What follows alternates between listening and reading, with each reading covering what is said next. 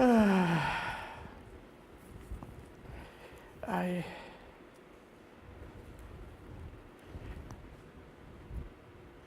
going to share what I told you about the tour. Yeah. Tuesday we had a tour group here. Kristen Powell brought a group from Santa Barbara. They absolutely insisted the next time I go to Ojai, see William, that I have to come to the church in Santa Barbara. It's only 25 miles away. And I've been past it many times. I just never walked into the place. Anyway, it was a lovely group.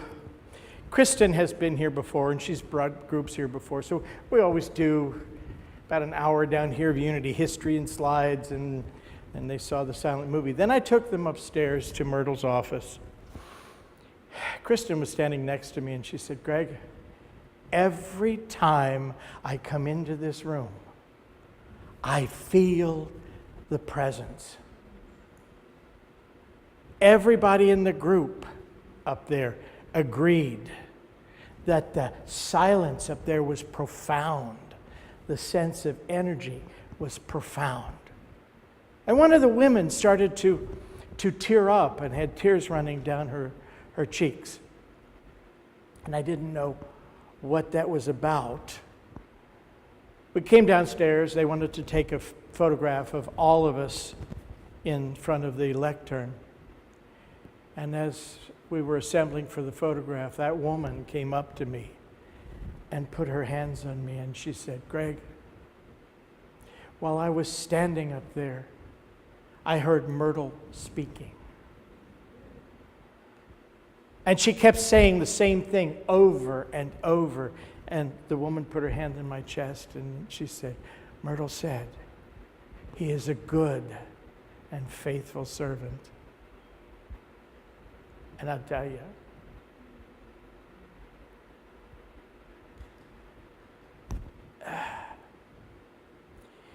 over the years, I've wondered what they would think. Early on in the first few Sundays, of course, and I stayed up at the lectern, and standing there, I would feel like there was a crowd of people behind me, and I wanted to turn around and say, "Am I doing it right?" And I guess I needed to hear that Myrtle was okay, that she thinks we're okay. And I just want to tell you, I see Unity groups all over, and you are a very special bunch of people. And I am grateful for every one of you.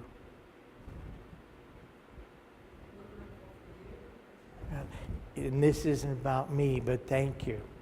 Thank you. This really is about you. Because I just do the work, but you help build the consciousness.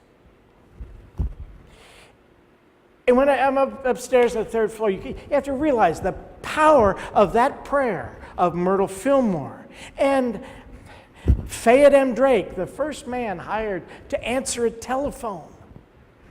James Dillard Freeman, said he sat in a rocker on the third floor.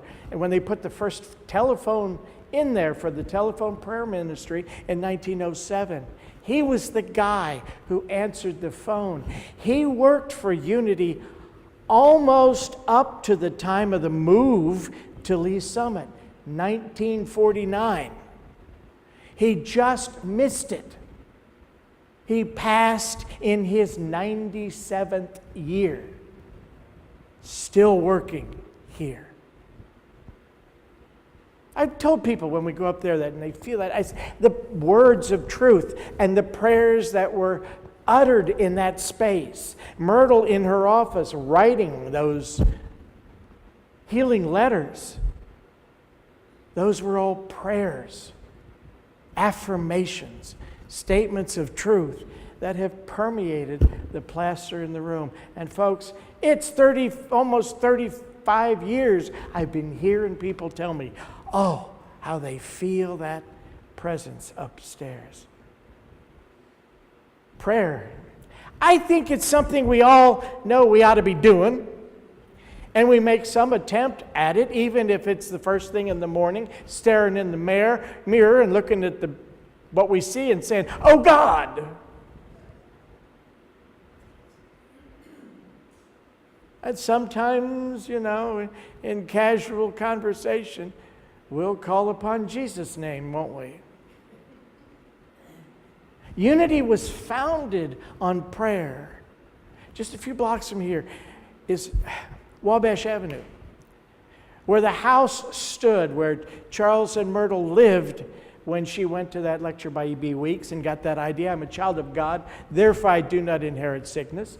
That idea she worked with, she prayed with, she used until she realized that. What do I mean by that? It became such a part of her that she made it real to her awareness. And what happened? Her tuberculosis was healed. Charles, I see as the follower who watched her and said, there is something to this stuff after all, right? Now, we all know a little bit about prayer, not so much about prayer. Maybe we think we know a lot about prayer. In that house, in that parlor on Wabash, healings took place because of the prayer. I think there is no other mental practice or spiritual practice that has touched the lives of so many people as prayer. I mean, you're driving down the interstate and you see the flashing lights coming up right behind you. What do? Don't you pray? Oh God, please, don't let him be after me.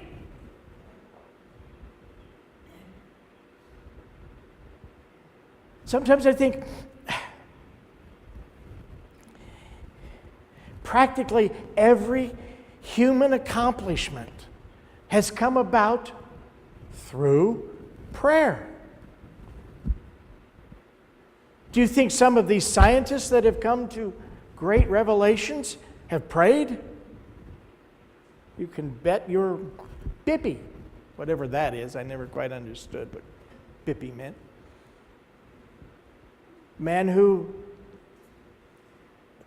discovered the thing in chemistry called the benzene ring was staring into a fire. And he reached an altered state. That's a state of meditation, contemplation, and prayer, where he began to see the flames dancing in the configuration of the benzene ring. And all of a sudden, a whole door opened in chemistry. Now, I think as universal as prayer is, can you think of a religion that doesn't? And I think even atheists reach those places where they pray.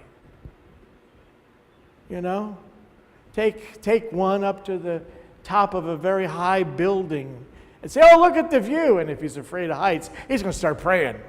I know I do.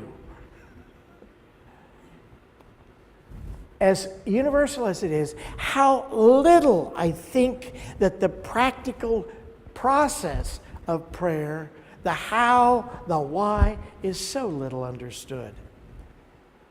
I think that understanding is missing for many of us. Now, I think in most every other activity in our lives, we've developed some kind of understanding that we're reasonably certain that we're going to get definite results, in things like house cleaning and cooking and some guys and fixing their car. But prayer, I think sometimes we just hope and pray that it's going to work. We'll try however we know. I think it kind of goes back to when we were kids. Did you play marbles? My era did. Jacks. We played jacks too. We played marbles, and I can remember shooting marbles, and I can remember kids kind of mumbling stuff when they shot their marbles, like they were speaking some magic spell, some piece of hocus pocus that was going to make that marble go where they wanted it to go. Have you ever bowled? And after you let go of the ball, you start using your body to move it around, like you're trying to make your mind work on that. Billiards. I played a little billiards, and I can remember trying to coax that ball to go where I wanted it to go. Every once in a while, it worked. I'm not going to tell you that any of those things are wrong or don't work. In fact, they're sort of like prayer, are they not? All of a sudden, you're trying to visualize something, trying to see it as possible, and injecting some mental energy. It's a form of prayer.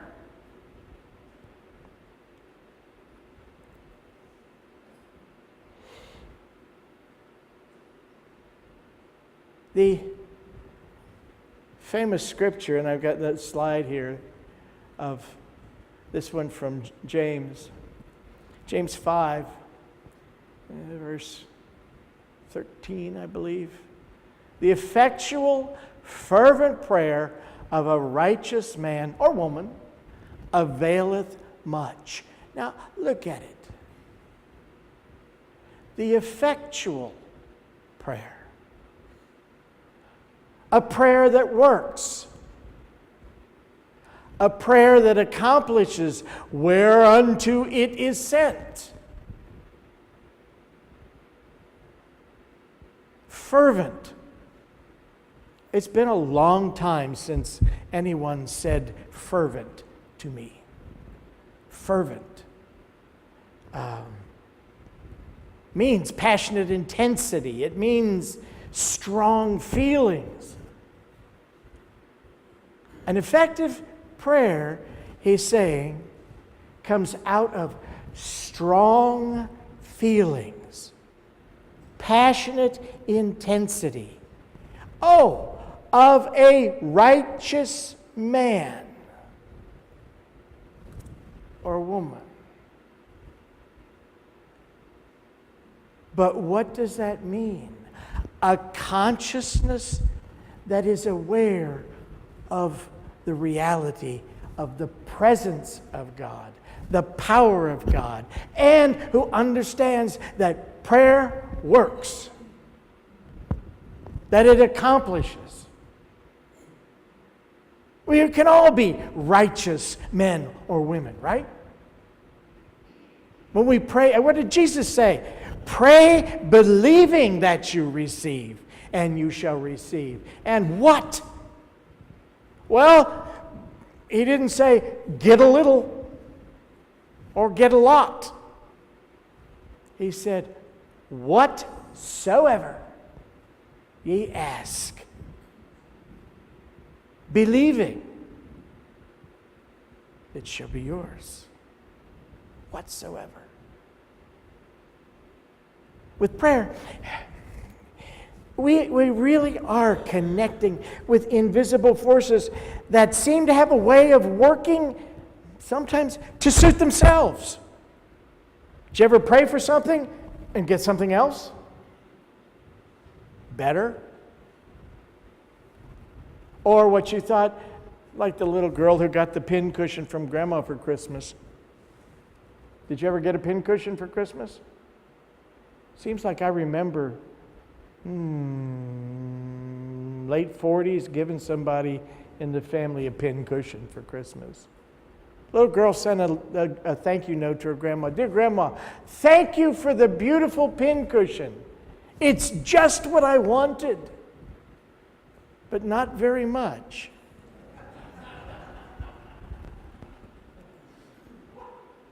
Sometimes that invisible force seems to to act and responds in ways or under an influence that seems, for the most part, independent. That is, in spite of what we do or have not done or have undone or what we wish done, that creative cause, that power of God, call it whatever you will, goes right on operating in its own course. And we find a good uncovered, unmasked, revealed. A good working out even in the most distressing conditions of life. Now I know, if you think about it, you have seen this happen in your life.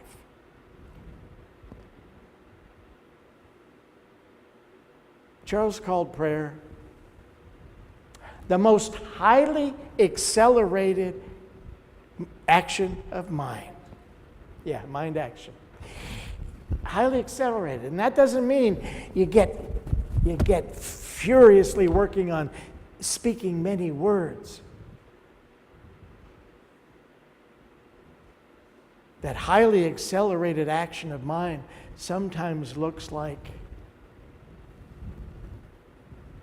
the slowing of mind, the focusing till it comes to rest on one idea, one concept.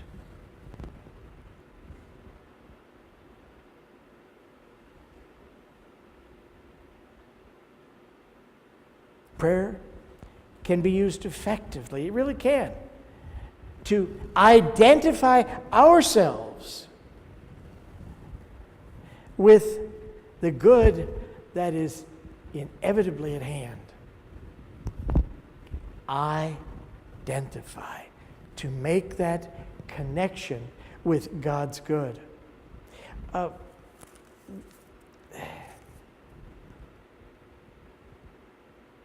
To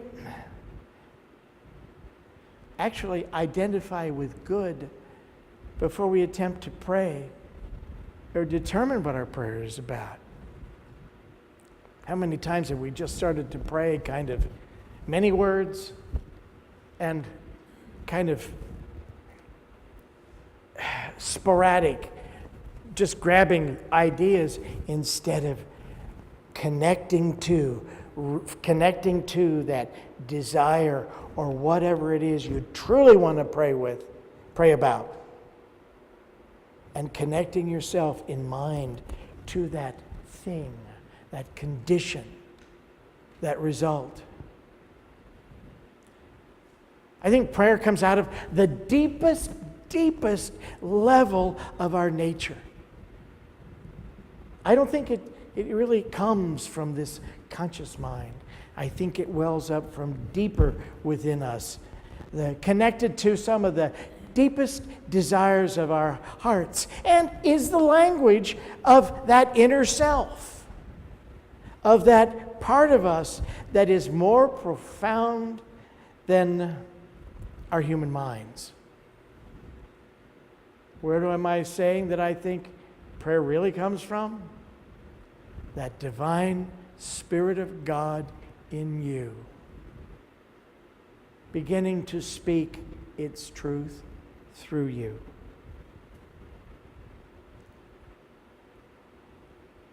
Because I think it believes in our deepest inner nature, then I think it's valuable to study, to analyze this inner nature of ourselves, so we can find that shortcut to all the benefits that you can expect, that you can desire from prayer. And to come to realize that spontaneous, honest, heartfelt prayer, the words that come spontaneously out of you, from the depths of you, are the most profound, the most effective, and the most power-filled prayers that you could possibly utter.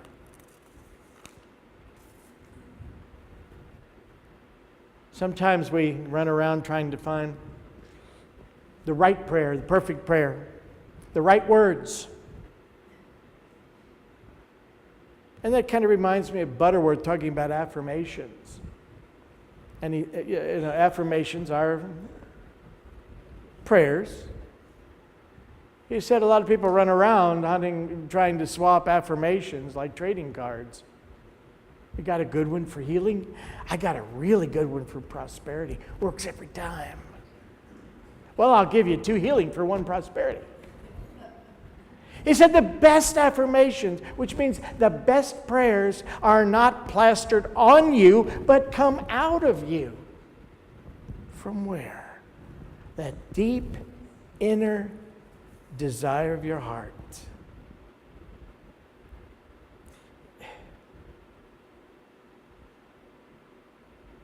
To make that connection means desire. You could study it. You could analyze it. I'm going to talk about the desire to be a musician. How do you think that works? Well, I've seen plenty of people have that desire. And eventually come to find out that have the desire to be a musician, to have that alone is not enough. It's important to realize that it's more than that. To realize what is the most expedient way to bring that about, to become that expression called a musician. The desire is just a realization of the potential, the possibility to become a musician, but it doesn't make you one. You got the desire, then you need to do something. And the next step could possibly be to develop a conviction within yourself that you're going to realize it. You're going to work towards it. You're going to do what it takes. You're going to achieve that desire. And without that conviction, it's not going to happen. If you're going to bring it about, it's going to delay until you have that conviction. You could ask yourself a variety of questions in growing and building that conviction. Do I have the power to reach this goal? Do I really have the musical talent, the ability to do this? I know if you find a positive answer to these questions, that's going to cause you to want to move ahead. That's going to cause you to come closer to your desire. If you come up with an unfavorable answer, it's really going to bury it more deeply, isn't it? The more favorable the answer you come up with, the more readily you're going to attain that goal. What it comes down to is actually the greater the faith, the greater the possibility to achieve that desire. Faith is an absolute necessary factor in the process and the release of desire, and a large component in prayer. Jesus told us to pray believing. And that's just that, oh, okay, I believe. No, it is that perceiving power of your mind that to identify with the desire. Say you're praying for health and wholeness. The desire is to be healed. Then faith within you, if you bring forth your faith, is going to see this as a valid possibility for you. Is going to realize that God heals, and only God heals. Doctors and over-the-counter stuff, it helps make you relax and create an environment where you let the healing of God happen within you. But when you pray for health, then begin to perceive that it exists and it exists for you, and it is your divine right. And your natural state is what? Balance, health, and wholeness. Ease, dis-ease. Balance. Something's out of balance. That desire within you must begin to reach towards something. Reach out to something that is above and beyond your human self. Needs to begin to reach inward to that point of connection in your mind and your heart. That oneness, unity with God, where you feel you're connected to the power that heals, the power that supplies, the power that actually answers prayer. That's a great place to be, isn't it? Not only reach for it, but then in the reaching, beginning to grasp the meaning of the principle of prayer and of health and of whatever else your desire may be, and practice it, grow with it, let it fill you until you do as Myrtle did, realize. When it is firmly implanted in your mind and your consciousness, you realize, don't you? It took me a long time to understand. That means it becomes real for you. Instead of hope or wish, it becomes real. And those latent abilities become one with the principle of health and wholeness, of peace, of prosperity, with the principle of music, if that's your desire, and you bring that desire into expression. That's pretty awesome, isn't it? So attainment. Attainment of prayer, attainment of desire is a matter of releasing that desire. You know, we have desires that we never speak. And we kind of attach that word wish. I wish. I wish.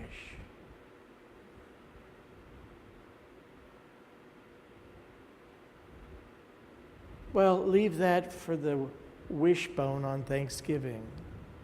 Did your family pull the wishbone? Boy, there was a certain way if you pulled it, you could always win. I never told my folks that. Oh, you did it again, yeah. Yeah. Reach to the principle. Reach to the principle that desire is God tapping on your heart, telling you it's already there. And in praying for it, become one with it. Connect to it. Reach out, lay hold of it, and then practice. Practice affirming it, seeing it, accepting it, until you realize it. You get the answer, the fulfillment of that longing which comes from deep within you because it comes from the very Spirit of God within you. I think this is the whole process of prayer. Becoming one with what you pray about. Back in Cincinnati,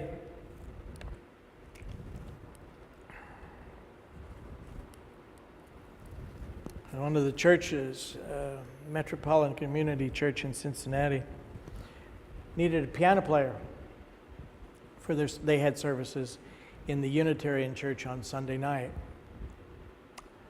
So I offered to play, and it was fun. It really was fun to play. I got to do some gospel stuff. They were a little bit more fundamental than we are. And I got to play some gospel stuff, which was always fun. I got to put together a choir from the congregation, and that was fun. But there was one tall, skinny, older black man in the congregation. And they would always have a time of open prayer where anybody could say anything. And I reached a place where, wait for it, wait for it, wait. Teach us how to pray, Lord, and what to pray about. Those were the first words. And then, probably for 10 minutes, I heard what we were praying for and what we were praying about. And I have to say, part of me wanted to say, make an end to it. I felt like the Pope looking up at the Sistine Chapel saying to Michelangelo, make an end to it. Oh, it would go on. And every Sunday, without fail, Lord, teach us how to pray and what to pray. That was the prelude. And off we went with the many words. But it's not the many words. Chris, would you go back to the quote from James? Effectual prayer.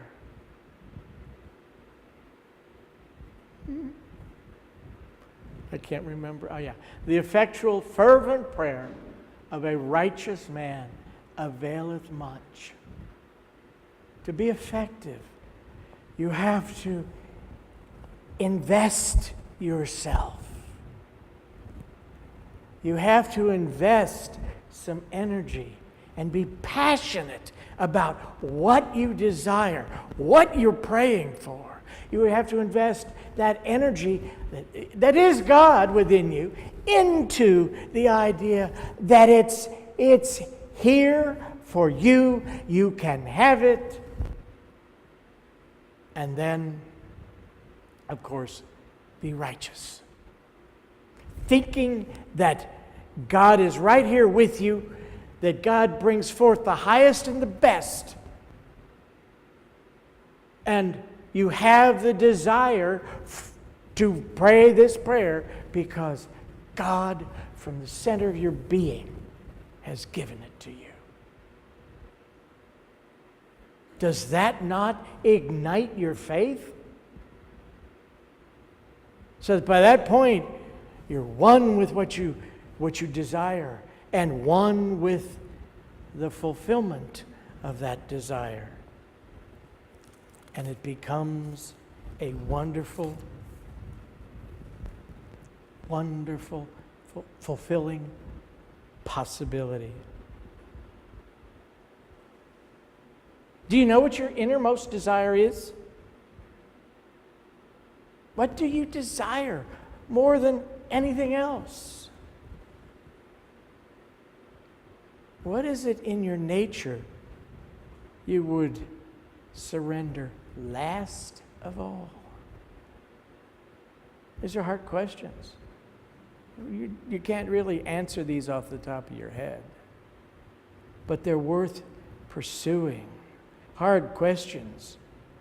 But if the origin of your prayer is in desire, then the fulfillment comes from a clear understanding of that desire and your inner search and work with it.